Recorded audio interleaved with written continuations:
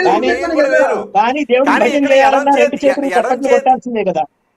కానీ ఎడం చేతితో టచ్ చేయడం ద్వారా అక్కడ మంచి జరుగుతుంది అన్నప్పుడు ఆయన దాన్ని ఫాలో అవుతుండగా నేను చెయ్యి గుడి కట్టలే కదా, సాయిబాబాను చెయ్యి గుడి కట్టలే నేను. చెయ్యి గుడి కట్టలే, చెయ్యి అందరికి మీరు నా చెయ్యిని పట్టుకోండి చెప్పలే, ఎవరికి అందరూ ఎడవ చేయి పెట్టడం చెప్పలా. నాకున్న సాయి సెంటిమెంట్ ఉంటుంది. మీకున్న సెంటిమెంట్ ఓకే, మీకున్న సెంటిమెంట్ మరి కోట్లాది మంది సాయిబాబా భక్తులకు కూడా అది సెంటిమెంట్. సో అందుకని పూజించుకుంటూ ఉన్నారు. సో పూజించుకోవద్దు ధర్మంతో కలపకండి, ధర్మంతో కలపొద్దు మీరు. నేను చెప్పనా? ధర్మంతో కలపకండి. మాధవరాజు గారు చెప్పండి. తినగ తినగ వేము తీయనుండు, పాడగా పాడగా రాగం అతిశయలుచునుండు. సో సత్యదేవుడు అనగా కోటాను కోట్ల మంది కేవలం మన తెలుగు రాష్ట్రాల్లోనే క్రైస్తవులుగా మారారు. అలాగే భారతదేశం మొత్తం మారారు. చెప్పగా అబద్ధం కూడా నచ్చి మన హిందూ ధర్మం వీడి ఎడారి మతాలకు వెళుతున్నప్పుడు చెప్పగా మన సాయి భక్తులు నిజమైనటువంటి హిందువులుగా మారుతారు. ఇప్పటికి చాలా మంది మారారు. ఇప్పటికి చూడండి 90% మనకు అన్ని పాజిటివ్ కామెంట్స్ వస్తున్నాయి. ఇంకో 10% మంది సాయి భక్తుల మీద నాకేం ద్వేషం లేదు, వాళ్ళు మా హిందువులు, పూర్తి స్థాయి హిందువులుగా మారండి. ఈ ఎందుకు ఈ మిక్స్డ్ గా ఉండడము, అల్లానే నా దేవుడు, అల్లాకి నేను బానిసను అని చెప్పినటువంటి సాయిబాబా చెప్పిన నీతి సూక్తులు మనకు అవసరం లేదు. మనకు నీతి సూక్తులు చెప్పిన మనం భాష కోసం కొట్లాడుకుంటాం. 2 తెలుగు రాష్ట్రాలు ముక్కలయ్యేదాకా ఎదురు చూసాము. మనకు వీరబ్రహ్మ స్వామి ఉన్నారు, రాఘవేంద్ర స్వామి ఉన్నారు. మరి భాష కోసమే ఇట్లా కొట్టుకొని మన ప్రాంతంలో మన కోసమే కొట్టుకుంటూ మనం మన తెలుగు వారికి మన గురువులు లేరా? రాఘవేంద్ర స్వామి లేరా? ఆయనకు మార్కెటింగ్ లేదు. అందుకు ఆయన మహిమలు ఎవరికి ఎక్కువ మందికి తెలియలేదు.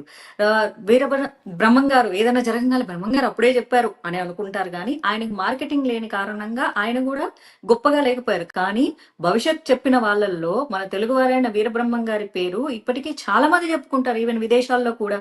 ఆయనకు మార్కెటింగ్ చేయండి, మనం కూడా తెలుగోళ్ళము అని గర్వంగా మన తెలుగు గురువులను మనం పూజించుకుందాము. అండ్ మార్కెటింగ్ చేస్తే సరిపోతుందా, అనుభూతులు కావాలా?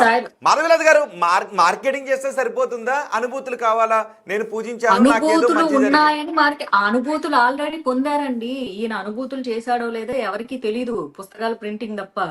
కానీ వీరబ్రహ్మం గారు చెప్పిన భవిష్యత్తు చాలా మందికి ఇప్పటికీ నిజం, ఇప్పటికీ నమ్ముతారు. అండ్ నిజం కూడా, అది పచ్చి నిజం. అబద్ధానికి మార్కెటింగ్ అవసరం కావాలి, నిజానికి అవసరం లేదు. రాఘవేంద్ర స్వామికి మహిమలు లేవా, ఆయన జీవ సమాధి కాలేదా? అది అక్షర సత్యం. ఎవరు కాదనగలరు చెప్పండి? కాబట్టి మనకే బోల్డ్ అంత మంది గురువులు ఉన్నారు, కానీ మనం మార్కెటింగ్ చేసుకోము. ఒకవేళ చేసుకుంటే ఎదుగుతారు. అది కూడా కాదంటే నాకు మార్కెటింగ్ చేయండి, నేను కూడా 10 సంవత్సరాల్లో నాకు 1000 గుళ్ళు వస్తాయి. అదే చెప్తున్నా. సాయిబాబా భక్తుల మీద నాకు ద్వేషం ఏమీ లేదు. నేను ఒకటే చెప్పాను, మా హిందువులకు సిగ్గు లేదు. ఆ మా అనే దాంట్లో హిందువుగా నేను కూడా ఉన్నా. మా హిందువులందరూ నేను ఏదైతే వైశ్యులు బ్రాహ్మణులు అని అన్నానో, కనక పరమేశ్వర అమ్మవారి గుళ్ళకు వైభవం తీసుకోండి. ఎందుకు మీ ప్రాంతాల్లో సాయిబాబా దర్గాలకు వైభవాలు ఎందుకు? సంతోషమాత గుడులకు వైభవాలు తీసుకోండి. మరి నిజమైనటువంటి స్వచ్ఛమైనటువంటి హిందువులుగా బ్రతకండి అని చెప్తున్నా. సాయిబాబా సచ్చరితం చదివితే ఏమైతుందో నేను చెప్తాను.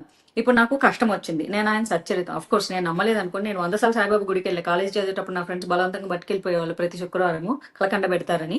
అదొకటి తినేసి నా నోట్లో విభూతి జల్లేవాళ్ళు. అది ఎన్నో నాకు అర్థమయ్యేది కదా, నీ నోట్లో విభూతి జల్లుకొని ఎంత దరిద్రం. నాకు ప్రతిసారి దండం పెట్టుకునేటప్పుడు నిన్ను చూస్తే నాకు దేవుడు అనే ఫీలింగ్ రావట్లేదు, కానీ వీళ్ళేమో దేవుడు అనే వచ్చి తీసుకొచ్చారు, నాకైతే భక్తి భావం రావట్లేదు, మరి నేను ఏం మొక్కాలో నాకు తెలియదు అని చెప్పి ప్రతి థర్స్డే ఇదే దండం పెట్టుకొని వెళ్ళిపోయేదాన్ని. ఎవ్రీ థర్స్డే సేమ్ చెప్పేదాన్ని, నాకు ఫీలింగ్ రావట్లేదు, నాకు భక్తి రావట్లేదు, మరి నిన్ను దేవుడు అని ఎందుకు అంటున్నారో నాకు తెలియదు, నువ్వు ఏ దేవుడో కూడా నాకు తెలియదు, ఇదే చెప్పేదాన్ని ఆయనకు. సో అతను నాకు ఎప్పుడు భావన కలగలేదు. నన్ను పట్టుకెళ్లే వాళ్ళు ఫార్మల్ గా, నేను కూడా ఫార్మల్గా వెళ్ళేదాన్ని. బట్ నాకు ఎందుకు భావన కలగలేదంటే ఆయన దేవుడు కాదు కాబట్టి, నేను కృష్ణ భక్తురాలను, కృష్ణ ప్రేమికురాలను కాబట్టి నాకు అది వైబ్ ఆటోమేటిక్ గా వస్తుంది. ఇప్పుడు ఎవరైతే నా హిందువులు ఉన్నారో, మా హిందువులు లేదా మన హిందువులు స్వచ్ఛంగా తిరిగి మన రాముడి కథ వింటే వీరత్వం, శౌర్యత్వం, కుటుంబ వాల్యూస్, ఒక భర్తగా, ఒక రాజుగా, ఒక అన్నగా, లేకపోతే ఒక సమాజంకి ఒక మంచి చెప్పేవాడిగా మనలో ధైర్యం వస్తుంది. మన మగపిల్లలు చాలా ధైర్యంగా పెరుగుతారు. అదే ఆడపిల్ల సీతమ్మ తల్లి చేతగాందాన్లాగా అక్కడ పోయి అశోకవనంలో కూర్చోలేదు. ఆమె తలుచుకుంటే రావణాసురుడిని భస్మం చేయగలదు, కానీ ఆమె భర్త వచ్చి కార్యం చేస్తాడని ఎదురు చూసింది. అలాగే ద్రౌపది చేతగాందాన్లాగా కూర్చోలేదు. కృష్ణుడు వెంటనే చీరలిచ్చి ఆమెను రక్షించాడు. లేకపోతే కృష్ణుడి కోసం ఎదురు చూడకపోతే ఏం జరిగేదన్నది వదిలేసేస్తే కౌరవ నాశనం చూడందే నేను ఊరుకోను అని చాలా ఖచ్చితంగా చెప్పగలిగింది. సో ఇలాంటి కథలు చదివితే మన ఆడబిడ్డలు శౌర్యంగా తయారవుతారు, మన మగపిల్లలు చాలా వీరాది వీరులుగా తయారవుతారు. సత్య చరితం చదివితే ఏమవుతుందంటే, సత్య చరితం చదివితే కష్టం రాగానే అయ్యో సార్ బాబా బాబా నాకు కష్టం వచ్చింది బాబా అంటే మగవారిని బ్రతికుండంగా ఏమీ చేత గాని అన్ని అవయవాలు పనిచేస్తున్న నపుంసకులుగా చేస్తూ ఆడపిల్లల్ని తనొక ధీరవనిత అని మరిచిపోయేలాగా చేయగలిగేటటువంటి సాధు సంతులు మనకు అక్కర్లేదు. మనకు పౌరుషం రోషం ఉన్నటువంటి నేల ఇది. ఇక్కడ నేర్చుకోవాల్సింది పౌరుషాన్ని పెంచేటటువంటి కథలు. అదే చెప్తున్నా. ఓకే, పౌరుషాన్ని పెంచేటటువంటి కథలు పోరాటాలకి పనిచేస్తుంటుంటాయి. ఓకే, రామాయణ మహాభారతాలు అవే అండి. ఏది కావాలంటే అది ఉంది అంటున్నాను. ఓకే. ఏ క్వాలిటీ కానీ అది కాదు. కావాలంటే సందర్భానుచితంగా ప్రవర్తిస్తారు. కానీ ఓకే, కానీ మనిషి దేవుణ్ణి నమ్మేటటువంటి మనిషి తను ఎన్ని ప్రయత్నాలు చేసినప్పటికీ కూడా ఏదో తెలియని అడ్డంకి వచ్చేస్తోంది, జీవితం నిస్సారంగా మారిపోయింది అన్నప్పుడు దేవుడు ముందుకు వెళ్ళి అడుగుతాడు. అలా ఏ దేవుడు ముందుకు వెళ్ళి అడుగుతాడో, ఎక్కడైతే తనకి అది జరుగుతుందో అక్కడ నుంచి మళ్ళీ తన ప్రయాణాన్ని అక్కడ నుంచి మళ్ళీ మొదలు పెడుతుంటుంటాడు. అందుకే మనం ఏమంటాం, నా దగ్గర రమ్మని కాణిపాక చెప్పండి. కష్టాలు వచ్చిన కాణిపాక వాళ్ళను ఏంటండి, నా దగ్గర రమ్మని చెప్పండి. కష్టాలు వచ్చిన వరాలు నా దగ్గర ఇస్తారా? రమ్మని చెప్పండి. వరాలు ఇస్తారా? భయంకరంగా. ఇస్తారా? ఎస్ ఎస్ సరే, మనిషి అనే వ్యక్తి ఈజీ మార్గానికి బట్ ఏమండి కష్టం వచ్చినప్పుడు నేను కూడా దేవుణ్ణి అడిగానండి. కానీ ఆ దేవుడు పని పాట లేకుండా ఖాళీ కూర్చొని ఇంట్లో కూర్చొని నన్ను నమ్ముకో అని చెప్పలేదు. నువ్వు కష్టపడు, నువ్వు ఏడువు, నువ్వు లెయ్యి, నువ్వు నిలబడు, నువ్వు పోరాటం చేయి, నీ మార్గం కోసం ప్రయత్నం చేయి అని చెప్తాడు. అది చెప్పే దేవుడు. నన్ను కూర్చొని నమ్ముకుంటే నీకు మ్యాజిక్లు చేస్తాను. కృష్ణుడి కంటే మ్యాజిక్లు అలాగే. చేసేటోడు అసలు ఇంతవరకు విశ్వంలో పుట్టలేదు. కానీ కృష్ణుడు మ్యాజిక్లు చేసుకుంటూ కూర్చోమని చెప్పలేదు. నేను ఏమంటున్నా అంటే మన హిందువులుగా మిగలండి, ముస్లింలుగా మిగులుతారు. ఓకే, అందరూ మారినోళ్ళే భారతదేశంలో. ఎవరు there is no real Muslim in India. అంతా కత్తికి భయపడినోళ్ళు, మానంకి భయపడినోళ్ళే తప్ప ఇంకెవరు కాదు. రోషం పౌరుషం ఉన్నోళ్ళు ఏం కాదు. వాళ్ళు హర్ట్ అవుతే హర్ట్ అవ్వనివ్వండి. మన పూర్వీకులు అందరూ కొంతమంది మానం తీస్తారని భయపడారు, కొంతమంది ప్రాణం తీస్తారని భయపడారు.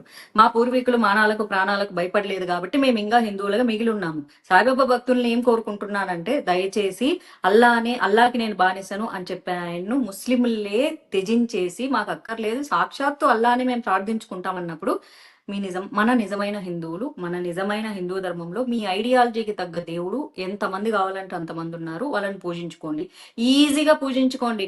అబ్బా అసలు కృష్ణుని పూజించాలంటే పెద్ద పూజలు కూడా అక్కర్లేదు. ఇంట్లో కూర్చొని హరే కృష్ణ అంటే సరిపోతుంది. ఓకే. మాధవనాథ్ గారు, That's it.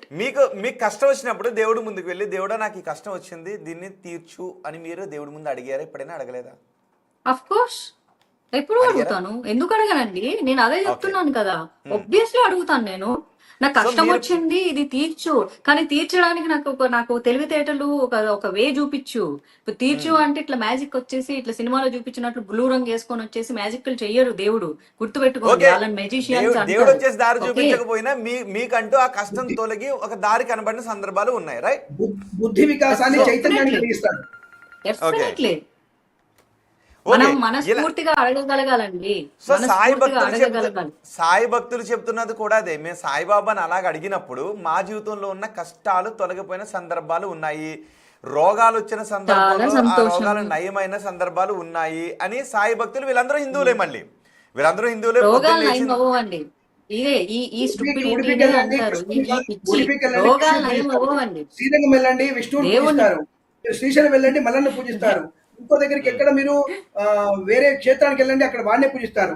ఇక్కడ వీరిని పూజించేవి కొన్ని స్థానాల్లో ఉన్నాయి తప్ప ప్రతి ఒక్కట్లేదు. రెండవది అంటే చాలా మంది వచ్చేసి ఈ సేవా చేస్తారని చెప్తారు. ఈ ట్రస్ట్ వాళ్ళు సేవలు బాగా చేస్తారని చెప్తారు.